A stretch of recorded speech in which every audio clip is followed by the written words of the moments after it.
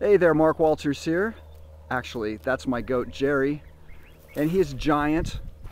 And then my other goat Ben over here. Now these guys, I just want to show you real quick. These guys, seriously, when they stretch to get a leaf off a tree, they're about 7 feet tall.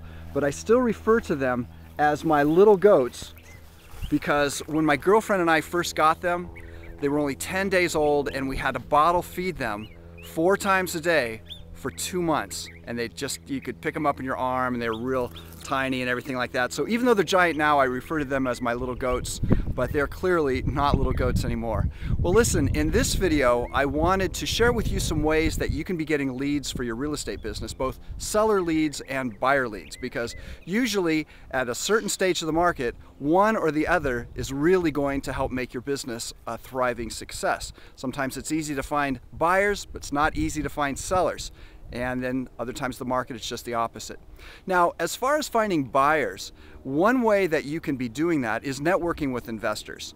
And you can be doing that at different real estate clubs or in forums, and you just start asking questions. Because if you think about it, if people ask you questions about what you're interested in general in life, you're going to be happy to share what you're passionate about. Well, the same thing is with investors. Hey, what kind of deals are you looking for?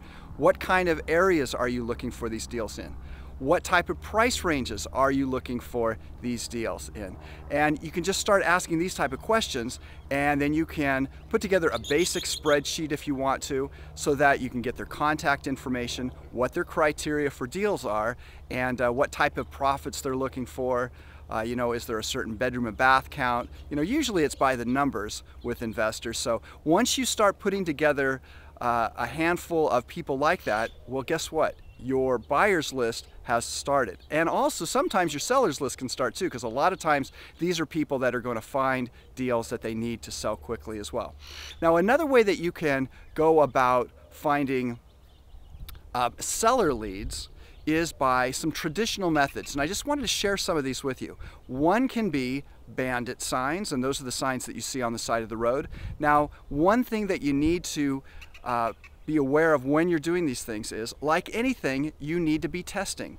So you need to say, okay, what areas have a lot of traffic, but they're not going 70 miles an hour, so that they'd never be able to see what you're putting up there. You want to make sure that you're getting traffic, but also that people are going to be able to see the type of sign, what you've got on there, and be able to actually write something down.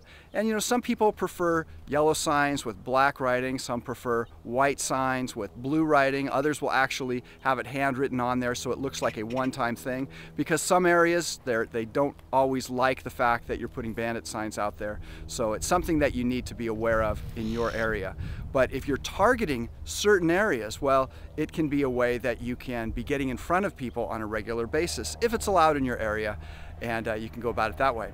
Another way to go about it is direct mail, and I'm going to go into more detail on direct mail and what you might want to put on the postcards in another video. But direct mail can be a really great way to target certain areas, certain houses, and you might even get lists that target it even more. You might get probate lists, you might get foreclosure lists. Of course, that opens it up as far as an area is concerned, but these are ways that you can focus in on people that potentially are going to be more motivated than just a general blast of a direct mail campaign. On the other hand, one of the things that can be really good is when you find an area that you want to be investing in. Maybe you've got a buyer's list that is interested in it, maybe it's an investor buyer list, so you can start targeting properties, finding motivated sellers in a particular area, and then you can also become the expert in that area, and direct mail can be a great way to do that. Like I said, in another video I'll share more details on what you might want to put on those cards. And another way that you can go about it, if you're concerned about price, and of course we all are, is flyers. You can be doing the same type of things that you're doing on postcards, but on flyers, and a lot of times you can put more information on it because the flyers can be larger.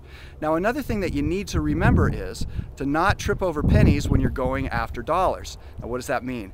That means that, sure, things do cost money. You want to make sure that what you're doing is going to produce profits for you, but you can't think, oh my gosh, this is going to be way too much money, I can't do it. Now, in certain scenarios, of course, the choices are too expensive, maybe in the very beginning.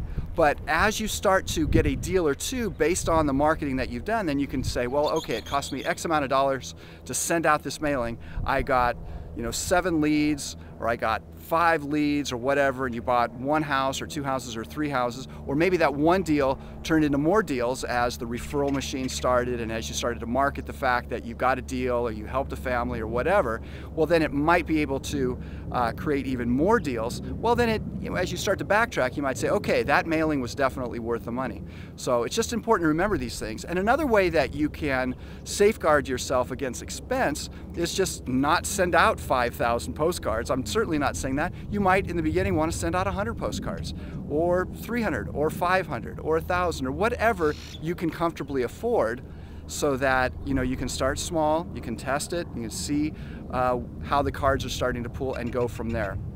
And again, you can focus in on areas that you know that you're already building these lists for. Okay, so in another video, I'll give you some more detail on what to be putting potentially on these postcards so that you can create excitement, interest, and response. I'm Mark Walters, and I look forward to sharing more with you very soon.